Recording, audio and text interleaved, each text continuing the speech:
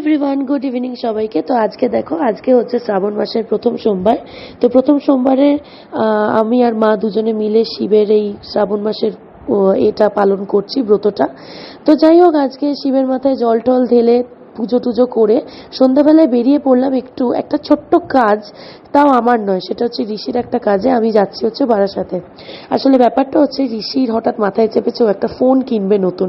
আসলে বুঝতেই তো পারছো, সামনে বিয়ে আসছে না, তাই নতুন নতুন জিনিসগুলোকে আগে আগে বাগাচ্ছে। তো সেই জন্য আমাকে বললো, তুমি একটু এসো, আমি একটা ফোন কিনবো, তো তুমি একটু পছন্দ করবে। তো আমরা সবাই একটু স্যামসাং প্রেফার করি বেশি।